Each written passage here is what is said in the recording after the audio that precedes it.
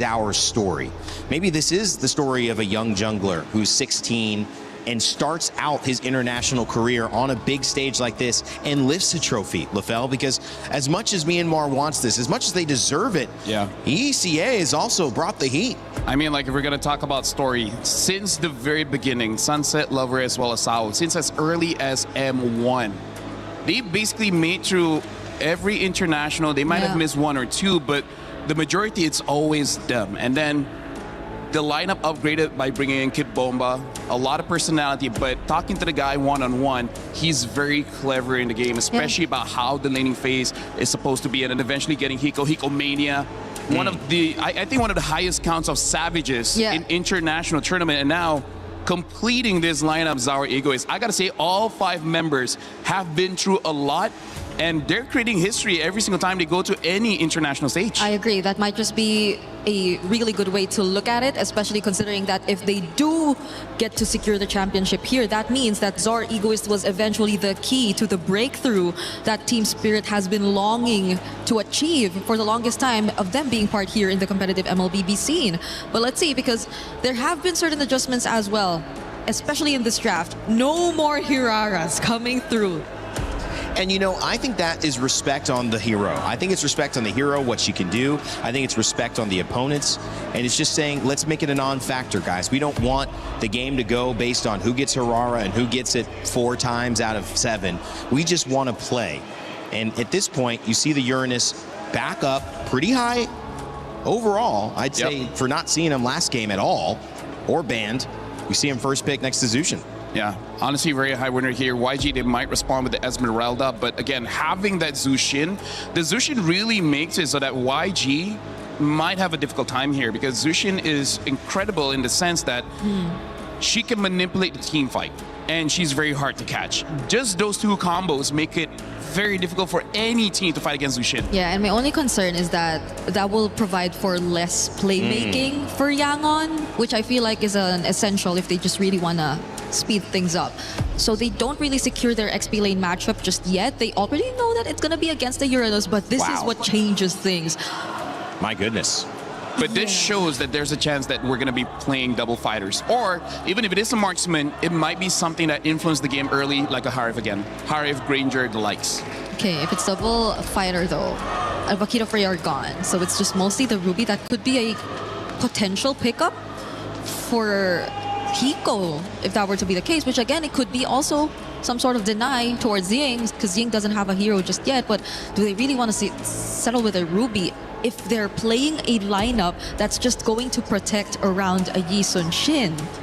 I mean, I don't mind Team Spirit having at least one other hero that has the crowd control, because the good thing about Uranus, he's hard to kill. The bad thing is he has 0 crowd control. So I feel like Team Spirit, especially when they want to go into the team fights with Yangon, they might need at least one more, and then Zaur Egoist will be perfectly fine on this Yi Sun Shin. Okay. It's a great setup though. They already got rid of the Arlot as well. And if they're looking to steal away the Ruby, then it will be looking good for Team Spirit. Yangon might then just revert to looking at other potential backline heroes maybe, that they can just commit to finding either Hiko or either Zaur. But in this scenario, you kind of just don't really pour in much into hero synergy again, because this is looking like a really good team fight comp if you want to play around the mean, Spirit, if they get something like a Minotaur, it does help out with the sustain as well as the crowd control. Betting on the Harv is good here, because again, I feel like Harv would be the #1 choice for Team Spirit, so that yes, they have 2 scalers, but Harv is still usable even without 3 items. How far are we missing the fact that Marcel, well, they don't really need it right now. Marcel is still available. I mean, they could take it. I mean, they could take it if they put Uranus in the EXP. Yeah. And of course, at the end of the day, they could also take it on the side of YG, and there's the Marcel. Yeah. You're pretty much high rank MLBB now, right? I gotta say. So. You download it, and now I feel like you're just mythic. Please admit what your rank is already. Thank you, guys. You're probably not just admitting it to us. That's my alt. Well, right now for YG, I would say the good thing for them is Team Spirit has a pretty squishy lineup. So if they can get a jungler that can capitalize on that as a finisher, I think it'll be good. I feel like the Eudora in the early game won't be able to burst them down that well. They just need a good follow-up. They need a good follow-up, able to chase. I feel like that's the number one thing YG needs. They need a hero that can chase. The Marcel, the Lee Sin-shin, as well as the Zhu Xin. I feel like Nolan is still okay, but they picked up the Boxia, so they're going back to tank jungle and having the Benedetta, and then the Granger picked up. I said they will pick up either the Hive or the Granger because, again, they just need that early game. But if scaling becomes a thing, the Claude as well as the Benedetta can deal with this Granger. I mean, Claude already has a good lane against the Granger, so I'm liking YG's draft despite not liking tank jungle. You did say chase, right? I think the Boxer is a lot of chase if they just really want to go for that. But yeah, I have to agree. Yangon have introduced something yet creative once again, and I think currently we've been talking so much about the meta rewarding creative drafts. Let's just see if they can pull it off efficiently against Team Spirit this time, who are currently on momentum. Well, Cold Star likes the draft, shows some hearts to the fans at home and in the stands here at MSC. Feeling good about Team Spirit's chances to go 3-1 up, and Yangon trying to tie it up again. A truly mythical battle that is being set before us. A composition this time for the Galacticos. They've got Ying on a playmaker with a Petrify in hand, and Hiko says, you know what? I'm not purifying this. I will win the lane. I will combo with my boy Sawo, and we will close this out. I have to see how this is going to play out because we've seen many, many times in these matchups where the Boxia generally takes the early game pressure away from a Lee Sin-shin. That's the thing, but it was in a different meta entirely. A meta where the jungle didn't give too much gold. Now the Lee Sin-shin being able to farm really quickly, able to get those items quickly as well. Will it stop that snowball from the Boxer? That's the question, and that's why YG, they're already setting their sights on stealing some of that those camps away from Team Spirit. And this is exactly what they want. I don't know if Yangon planned for game number 4 to go this way, just to understand what the early rotations are going to be from Zaur and then look to punish him later down in the series. Early on, though, I am a little worried how TS is going to play. Your first neutral objective doesn't seem very winnable for them, and then once level 4s come around, it's still sort of, oh, wait, hold on. Oh, there's going to be good damage on Blink. Killing spree as well. Zaur a bit more movement speed, and Pryo in the mid lane goes over to Team Spirit as Bomba gets tempo up top as well, and this is what I'm talking about, the clear speed of the Lee Sin-shin. Level 4 already, and Hans level 3. Blink might be in a bad spot now. Zaur threatening Blink's life with the Mountain Shocker. Might be threatening a take on his Mountain Shocker, and baits out the Retribution. It's going to be down right as the turtle spawns up later on. Yeah, this is such a big win for TS because even regardless, they don't even have to contest the turtle, right? It's just going back to their own side of the jungle, finishing it. Oh, Zaur with the Traceless, trying to break up that shield unity if necessary. They do not want Hiko to fall behind. That does show a little bit of priority on who has the most important job and what they want to get done and accomplished in this game. First turtle up, it's up to anybody who's gonna get it. I think for me, Team Spirit shouldn't contest this one. And looking at Zaur Ego's position, they won't. They know the neutral objective is basically the main win condition of Yangon Galacticos with a utility jungle, so they'll just give it away. They already got some wins. Ball lightning though, oh my god! Sawo getting blasted.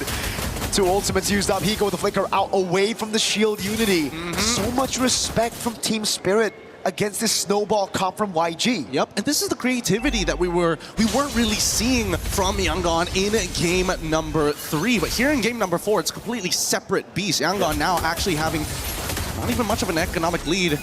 Oh boy. But they want to make sure that every moment matters here. At the end of the day, still, it's going to be up to Sanji finding that big play at the end to try and chase them down. And I think as long as they are, trying to set up this unstoppable force into this immovable object, they can force anything out.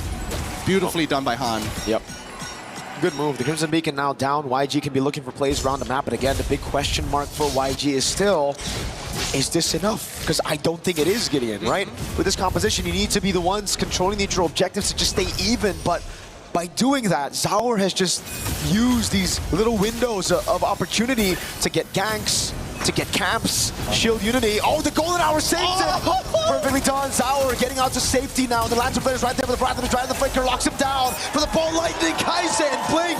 They got the punish with the enhanced, empowered, super-conducted Fork Lightning. And Sanji, while this was all going down, that early rotation coming in from Hiko, he's going to take all the gold in the world. Now we are starting to see the leads. The only unfortunate part is the fact that Blink has been taking these kills. But other than that, really, at this stage of the game, with how much money is on the line, the pressure and the pride of regions as well, Yangon, doesn't matter. As long as we get the kills, we're fine. Hiko with a rotation in mid, getting caught. I agree, Gideon. But YG now they're a step closer to, again, pushing that lead to a spot where this composition should be able to get by this point of the game. But Team Spirit seems like they are confident that they have reached some of the power spikes as well to go for the contest. Bomba in the midst of it all now, pops to the consecration, able to buy some time right now as Blink walks up to the back. Sour Ego is bound to Shocker and the Red Tree win! And now they keep on moving forward. They've already found one into Blink, and can they chase on to Han? Yes, they can! And they find it like the final blow! Big bomb by Kaiser and the final blow to take Sao down, but the rest of Spirit stay calm and composed. It's a trade in the bottom lane as YG are able to get a turret. We look through this again, fight, and it was the Mountain Shocker and the level advantage from Sour Ego is that forced Han to use the Red Tree a bit earlier. Yeah, I mean, they managed to get one trade, but it's so unfortunate that especially for Ying, who actually was in great position with the Electro Final Ball and Petrify, just didn't catch Hiko at the very end, who shows up at the last second to take him out. So with Skypiercer stacks already involved here, Yangon have to recognize trading may not necessarily be the answer if those kills are going to get funneled over to Hiko's side. We've seen how devastating it was in our third place match between Falcons alongside... Oh, wait, hold on. Wow, a bit of a strange contestant here, especially for mid-priority. It doesn't seem necessary. Blink might be in some trouble. Oh, that's all they want. They want to just bait out the Wrath of the Dryad at the bottom lane. The flicker out from Hiko, away from Han. So it's Wrath of the Dryad and mid baited out for the flicker in the bottom lane. And I mean, yeah, that Granger third place match, 10-minute end. Kelra was a beast there. Hiko's not a 7-0 Ranger just yet, but it is going to build up. And the question is again for YG, whether or not they can stop this snowball from happening to a scale composition. Hey, speaking of that snowball here, so far using the golden hour underneath the tier 1 with no waves whatsoever. Both sides are willing to start throwing resources at each other just to make something happen here. And luckily, they're doing it before the turtle actually spawns. However, that golden hour, a little dangerous. And of course, Zaur coming up with a 1.3k lead on his side. He's got the advantage. Question is, will he get the space? 3-level advantage. If the Red Trees were already tough to win in a 50-50 when you had the level, again, I mean, if you have the same level, now it's going to be very tough. They try to blitz the turtle, but they just don't have the enough damage. Can see on the bottom lane all the way here. Sour making his way over, rather than try and lock him down as Han is able to get the retribution, but Blink's going to get shredded down. Sour throws him out of Shocker. That's going to be the What a play! The superconductor and Yangon Galacticos are able to find a couple of kills, but they're on the run now. They've traded 2 for 2, and it's not as even as we thought as Kimbamba takes one back. They used everything to get the turtle, everything to get Hiko. And Spirit capitalize on the long fights. It's Bomba again.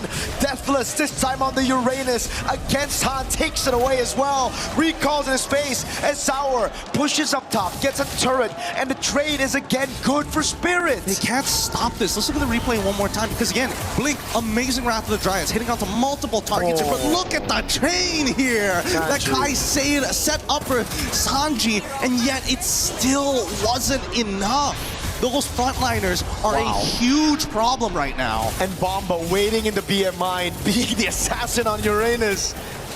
Mountain Shocker again. Zaur looking for the angle. Blink gonna be caught. Wrath of the Dryad forced out of him already. That's gonna be the Mountain Shocker that lands on and the pickup and throw back into Hiko's bullets.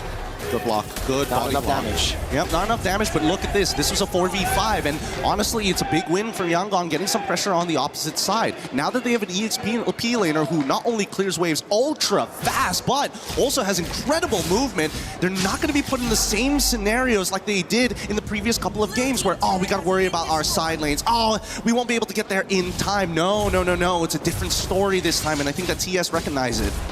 It's all about building these waves. It's all about scaling at this point, right? YG, yeah, they have a snowball comp, but they have been able to find those clutch moments even in the late game with these kind of compositions before. That game 5 against Falcons, one of the best examples of that. So YG can never be counted out, even after they've been outscaled. Yep, and I think the scariest part is the fact that YG have two incredibly fast rotating heroes. And I don't know if they're going to get the punish on this one. Still, Ying using his eye for an eye was thinking that maybe he was going to get hit by the turtle, but yo, Sanji. Real dangerous here using BMI so aggressively. We'll see whether or not TS has the information. Oh god, it's about to be a 4-level lead between the junglers. Blake's gonna get poked down. Rhapsody and Dead Sonata, that's gonna be the shield unit landing on Sunset 11, but a good golden hour to stop them. A shot from Zaur, killing spree as well. Zaur looking for the opening right now, goes in, but Ham's gonna win the retreat battle. Rather than try out of the blazing away coming from Sanjay! And Hiko, he's looking for as many cleanups as he can. Hiko flickers 4, gets 1, gets 2, triple, and the Maniac instantaneously! Out of nowhere, Hiko finds the shots, thread the needle, and now it's just Han. Team Spirit played such a good game. It was Han with the retreat. YG, that looked like they had the AoE, but Team Spirit are now the ones knocking on YG's door. Holy cow, holy cow. Hiko, something unlocked in him. He just suddenly became Neo from the Matrix all of a sudden. What the heck happened? Because this was an incredible play, right? They just first zoned them out. Blazing Duet comes on through, and Hiko said, you know what? Doesn't matter. You're standing too close to each other. As soon as I land it, you are gone. Bomba's feeling it. Team Spirit are feeling it. It's something in the air. Hiko's popping off. Sunset, Samo, Zaur, Bomba, everyone. You know, while before the cast, before we even got to the draft, we got to see Mama Bomba walk by.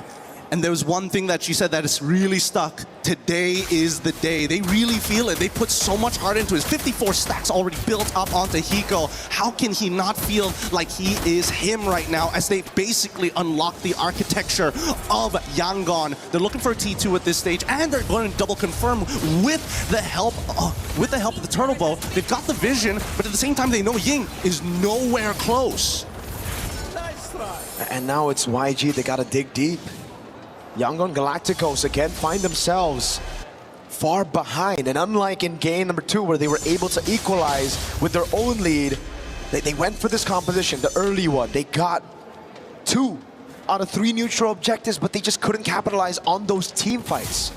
It's been very, very difficult, but at least the Guardian Helm is purchased by Han. So again, he can walk up forward as long as he doesn't get picked up and thrown backwards into a chain CC combination from TS. He will be able to retain his position with the rest of the team during these Lord dances. And I think that's the scary part right now.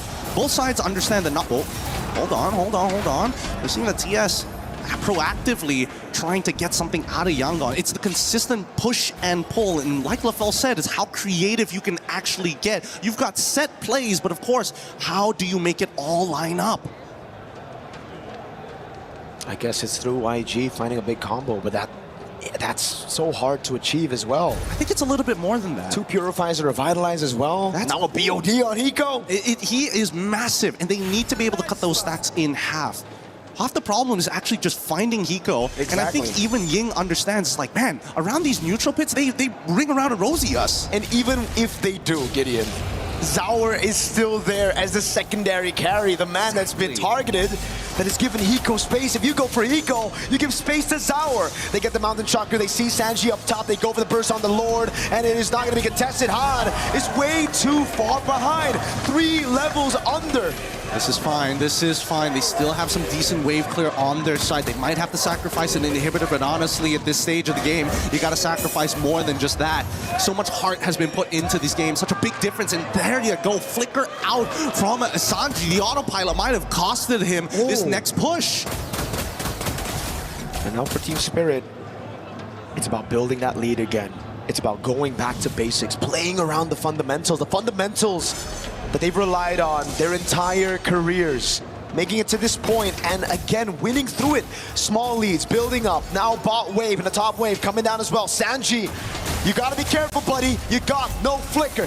And now the siege begins. The ball lightning has already been thrown out. That's guaranteed to at least get 1 inhibitor here. Zaur up top, dodges away from the swings, the slashes. Hiko in the mid lane, picking up the base turret. Lord already coming down as well, but YG are able to clear it. Bomba keeping those stacks alive, taking a shot on from the turret. This is smart. This is smart. TS, they're trying to keep them to that top Yep. side to make sure that the bottom wave actually collapses and they can at least net themselves the long lanes inhibitor. That would be great, but they know that they delayed it on purpose, so they're going to take it one by one. Oh, Baba baited everything. The ball lightning, the Thunder's wrath. They got no resources now. It's all up to Ying and Blink. This is immaculate Oh my wave God. control from Team Spirit. They're going to get this too, unless YG Oh. want to die for it. Winds of Nature purchased by Hiko, and I think that's the final nail that they were looking for. We've had Lord Dance before. We've had some of these terms that we've seen. But Gideon, that was a Dragon Siege, that's for sure. Oh my goodness. They've already climbed over the walls. And as everybody here, They burned the walls down. it's gone. They flew by. It's pure devastation on a macro level. Malefic gun purchased by Sanji. I don't even know if that's going to be enough, but he probably won't lose his Flicker to Sunset Lover again if that is the case. If he can kite him out, if he can maintain his stacks. He knows the Flicker was still down if he caught him. Hey, he's got BMI. Sanji ain't gonna make mistakes like that, I hope. I hope and pray. We never know in these types of games, man. The pressure eventually gets to some of these players, and we'll either see them rise or fall. And now we have to take a look at this goal difference. 11,000. Sanji, he was the main man to try to get on Hiko. Zaur as well, but now the Wind of Nature is built for Hiko. You can't even do that. Ying as well. What is that damage? Hiko!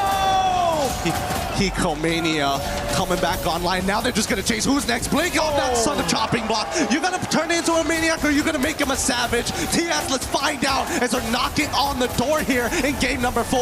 Ying brought a katana to a gunfight. Hiko showed him exactly why you don't do that. Golden Hour. Sanji able to flicker out of the Golden Hour. Pops in the blazing duet already. But Hiko's gone like Zaur walks up. It's Hiko with the shots again. He finds another. And Team Spirit secure